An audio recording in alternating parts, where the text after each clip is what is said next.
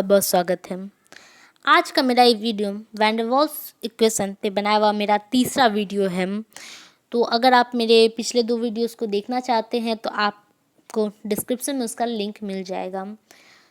तो आज के इस वीडियो में मैंने वैन डर वाल्स कांस्टेंट को डिस्कस किया है कि वैन डर वाल्स कांस्टेंट का क्या क्या सिग्निफिकेंस होता है, उसका क्या वैल्यू होता है, उसके बारे में हम आज के इस वीडियो में जानेंगे। तो आइए शुरू करते हैं।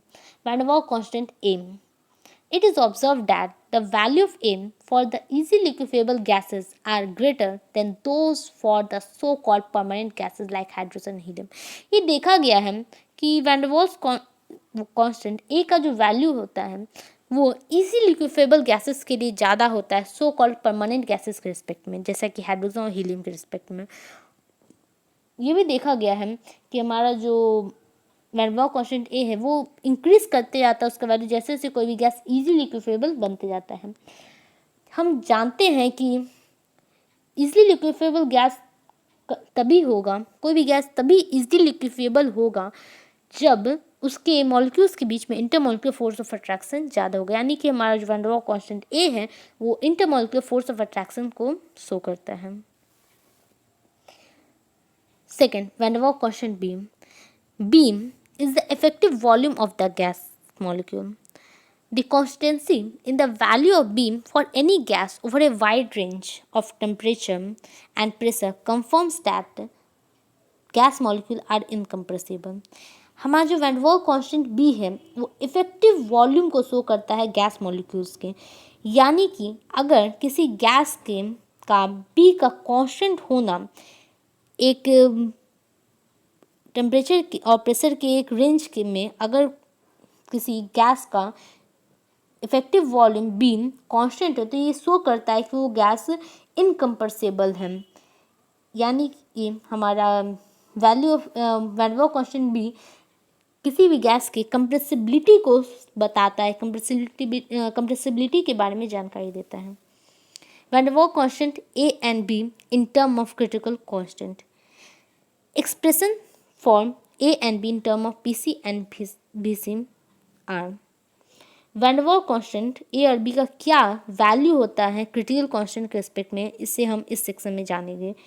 तो सबसे पहले ए और बी का वैल्यू पीसी और बीसी यानी कि क्रिटिकल प्रेशर और क्रिटिकल वॉल्यूम के रिस्पेक्ट में क्या होता है उसे देखें। तो हमारा जो van der Waals constant B है उसका वैल्यू क्रिटिकल प्रेशर और क्रिटिकल वॉल्यूम के रिस्पेक्ट में होता है Pc/3, यानी कि क्रिटिकल वॉल्यूम डिवाइडेड बाय 3। और हमारा जो van der Waals constant a है वो इक्वल होगा 3 into PC cube into VC cube का। ये वैल्यू हम पीसी और VC के BC और TC तीनों के वैल्यू से निकाल सकते हैं हम ये वैल्यू। जैसा कि हम जानते हैं कि हमारा पीसी का वैल्यू इक्वल होता है A/27B², VC का वैल्यू होता है 3B और TC का वैल्यू होता है 8A/27RB²। तो इन तीनों के वैल्यू को जब हम कंपेयर करेंगे, दो को कंपेयर करेंगे तो हमारा जो वैल्यू आएगा जैसे कि A/B² का हमारा वैल्यू आएगा, उससे कंपेयर करके हम इस वैल्यू को निकाल सकते हैं। तो अब हम देखेंगे van der Waals constant a और बी का वैल्यू क्रिटिकल प्रेशर और क्रिटिकल टेम्परेचर में क्या होता है। तो ए इक्वल होगा 27R² TC²/64 PC और बी इक्वल होगा RTC/8 PC। यहाँ पे ये जो इक्वेशंस है उसे हम ए और बी को सेपरेटली एलिमिनेट करके पीसी के और टीसी के वैल्यू से हम फाइंड कर सकते हैं कि पीसी इक्वल होता है A/27B² और टीसी इक्वल होता है 8A/27RB²। तो हम ए और B² का वैल्यू निकालेंगे तो हो जाएगा 27 PC A/B² और टीसी के रिस्पेक्ट में हो जाएगा A/B² का वैल्यू TC इंटू 27RB/8। तो इन दोनों को कंपेयर करके हम ए और बी का वैल्यू निकाल सकते हैं।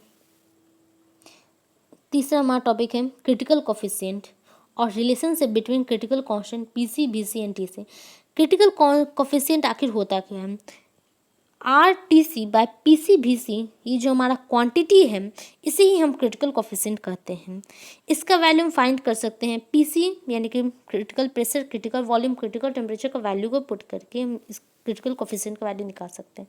क्रिटिकल कोफिशिएंट इक्वल होगा RTC/PCVC का इक्वल हो जाएगा R into 8A/27BR divided by A/27B² into 3B। इसे हम इक्वेट करेंगे तो फर्दर कैलकुलेट करेंगे तो हमारा आएगा 8A/27B into 27B² by A/3B।